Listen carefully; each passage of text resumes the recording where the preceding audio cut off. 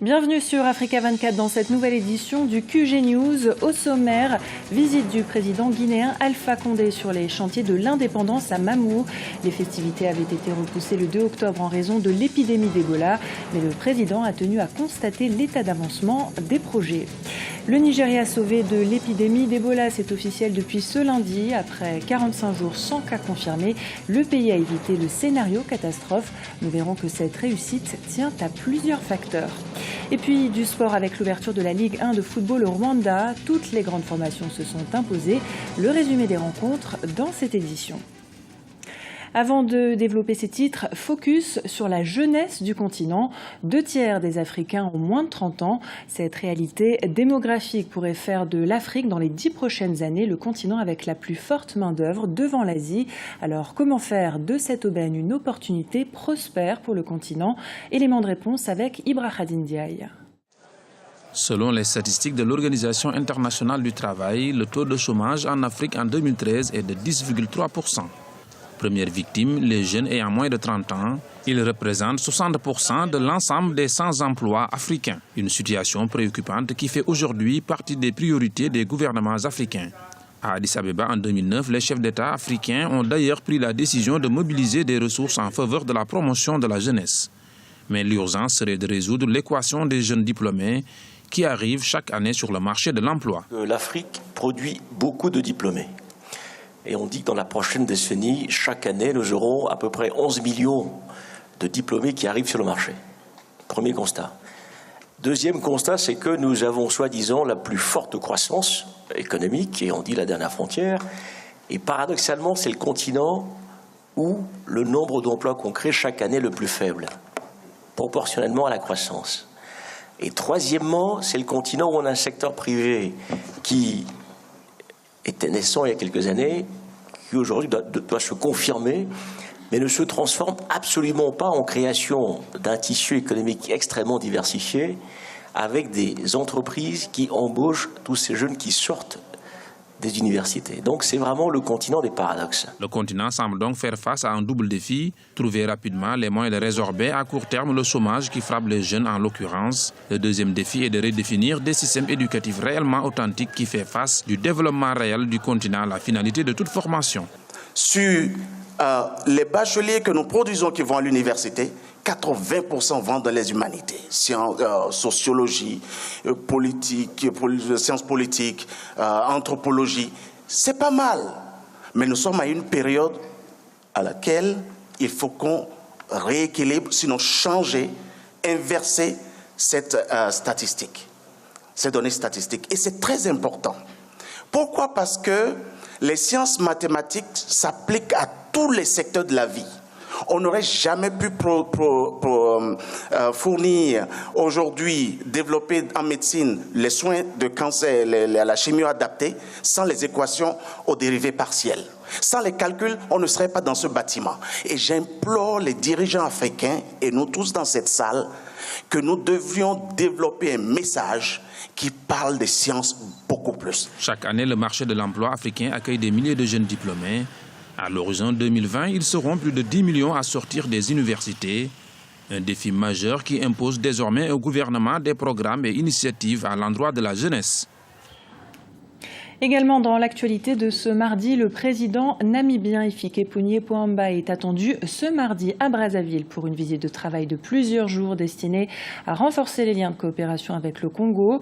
Le président namibien sera accueilli par son homologue Denis Sassou Nguesso, avec qui il mènera plusieurs activités, dont l'inauguration de l'Institut de formation professionnelle et technique dans la localité de Loudima.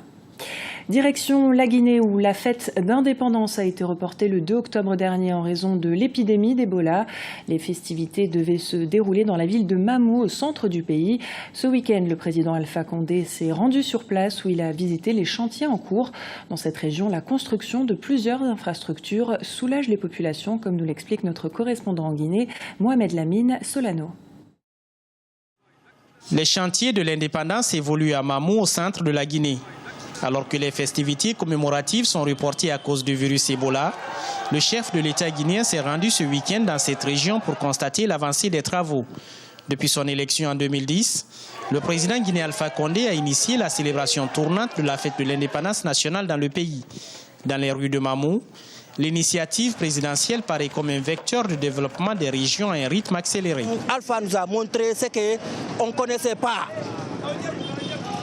L'affaire des cinquantenaires, les Guinéens ne connaissaient pas. On peinturait qu'on a écrit les bois, on nous dit c'est les cinquantenaires. Maintenant, on a vu que chaque cinquantenaire peut travailler. On a vu ce qu'on n'a jamais vu. Ce que le président a fait pour nous, les Guinéens, surtout le Mamounais. Premièrement, nous sommes contents avec la fierté ce qu'ils ont fait pour Mamou. Nous sommes contents aussi avec la ville qui sont construits à la ville de Mamou. Le report de la célébration de l'an 56 de l'indépendance nationale favorise l'évolution des travaux, dont l'exécution est estimée à 75%. À Mamou, alors que personne ne s'y attendait, le président Condé explique le choix de la ville de Mamou pour abriter la célébration prochainement des festivités de l'indépendance nationale. Nous voulons développer toutes les préfectures. Pourquoi j'ai choisi Mamou? Mamou est le carrefour. Quand vous quittez Conakry pour aller en Guinée, pour aller à Fouta, vous êtes obligé de passer par Mamou. Et Mamou, toutes les communautés sont là. La troisième chose, Mamou n'a pas bénéficié de beaucoup d'infrastructures. Ça, c'est la vérité. Donc, il faut quand même faire en sorte que chacun bénéficie d'infrastructures. Près de 400 milliards de francs guinéens, soit 4 millions d'euros, sont investis dans ce programme de développement de la région de Mamou. Le président Alpha Condé a visité la quasi-totalité des chantiers de l'indépendance et est allé à la rencontre des populations dans une région réputée être le fief de son principal opposant. En Afrique du Sud, Oscar Pistorius a été condamné ce mardi à 5 ans de prison ferme pour homicide involontaire. L'athlète paralympique avait abattu sa petite amie Riva Steenkamp en février 2013 après l'avoir pris pour un cambrioleur. Oscar Pistorius a également été condamné à 3 ans de prison avec sursis pour usage d'armes à feu. Il a été écroué à l'issue de l'audience et a annoncé qu'il ne ferait pas appel de cette décision. La famille de Riva Steenkamp s'est déclarée satisfaite du jugement. Écoutez la réaction de Marianne Séverin, analyste politique spécialiste de l'Afrique du Sud. Je pense que oui, par rapport à il y a un mois, lorsque la juge avait laissé entendre qu'il sera acquitté, donc ça a été un grand scandale en Afrique du Sud alors qu'on n'avait pas le verdict. Mais là, 5 ans, la famille de la victime a considéré que c'était un verdict juste. Mais il y aura toujours des mécontents parce que beaucoup en Afrique du Sud voulaient qu'il soit condamné à une peine de prison beaucoup plus lourde. Mais 5 ans, sachant que les prisons sud-africaines ne sont pas très, comment dirais-je, enfin que c'est pas une partie de plaisir non plus, et notamment dans sa situation, plus les 3 ans de sursis pour la détention d'armes, je trouve déjà que c'est beaucoup, et puis d'autant plus qu'il va avoir sur la conscience la mort d'une jeune femme. Finalement, elle est morte pour rien. Donc, outre la prison, cet homme, on peut dire qu'il est fini. La bataille contre l'épidémie d'Ebola n'est peut-être pas encore perdue. Vous le savez, le Nigeria n'est plus touché par le virus. L'Organisation mondiale de la santé l'a officiellement annoncé ce lundi. La réaction très rapide des autorités et le déploiement d'équipes chargées de surveiller toutes les personnes entrées en contact avec des malades ont été des éléments clés pour stopper la chaîne de contamination. Explication avec Afolake Oyinloy et Khadija Sfar pour le récit. 42 jours sans nouvelle infection, soit 2 fois la durée maximum d'incubation du virus. Voilà une nouvelle qui soulage le Nigeria et tout son système sanitaire. L'annonce a été faite par l'Organisation mondiale de la santé, qui salue l'efficacité du dispositif mis en place par le pays dans sa lutte contre la fièvre hémorragique. Il faut dire que le Nigeria possédait déjà un système de santé suffisamment robuste avant que l'épidémie ne se déclare. Le virus est parti pour l'instant, l'épidémie a été vaincue. C'est une histoire spectaculaire qui montre que le virus Ebola peut être contenu. Nous avons gagné une bataille, la guerre ne se termine que lorsque l'Afrique de l'Ouest sera déclarée indemne de la fièvre Ebola. Sur 20 cas déclarés, 12 ont été traités et entièrement guéris. Pour les survivants, un nouveau défi se présente.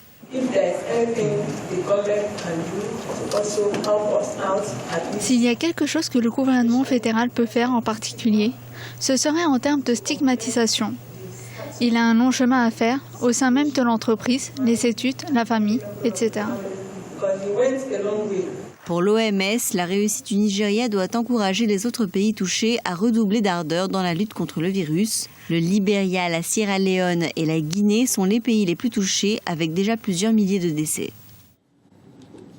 Place au sport avec les matchs de la Ligue 1 de football au Rwanda. Les rencontres ont débuté ce week-end avec 7 matchs pour cette première journée. Toutes les grandes formations se sont imposées. C'est le cas du champion en titre, l'APR Football Club. Les détails avec notre correspondant Olive Adjakotan. APR FC démarre bien le championnat de football 2014-2015 du Rwanda. Les champions en titre du pays des 1000 collines ont battu 1-0 Musanze FC lors de la première journée de la saison. Une rencontre disputée le dimanche 19 octobre 2014 au stade régional de Kigali. Les Noirs et Blancs de la capitale ont très vite pris l'initiative du jeu. Grâce à un collectif efficace, ils ont inscrit l'unique but de la partie vers la demi-heure du match. L'équipe enregistre ainsi sa première victoire de l'année. Nous sommes au début du championnat, tout début est difficile. Nous sommes contents d'avoir trouvé ces 3 points. Et nous avons vu qu'il y a un peu des erreurs et il nous faut un peu des ajustements pour continuer à être dans la course du championnat. L'an dernier, APRFC a montré sa suprématie sur les autres clubs du pays. L'équipe a gagné 20 rencontres et n'a perdu que 2, ce qui lui a permis d'obtenir son 14e sacre en détrônant son grand rival Rayon Sport. Mais pour cette saison, la tâche ne sera pas aussi simple pour éditer le même exploit. On disposait d'une bonne équipe la saison passée pour être champion. Mais cette année, on a quelques difficultés au sein de notre formation et ça va compliquer notre tâche dans la course au titre. 14 clubs sont en course pour le titre 2014-2015 de la Ligue 1 de football du Rwanda. APR FC sera face à AS Kigali, 3e de la saison écoulée, le mercredi 22 octobre 2014 durant la 2e journée. Les Noirs et Blancs ont encore un autre derby début novembre contre leur plus grand concurrent, Rayon Sport, vice-champion de la saison dernière. Ce journal a été réalisé par l'ensemble de la rédaction. Nous vous remercions pour votre fidélité. Dans un instant, une nouvelle édition de l'actualité sur Africa 24.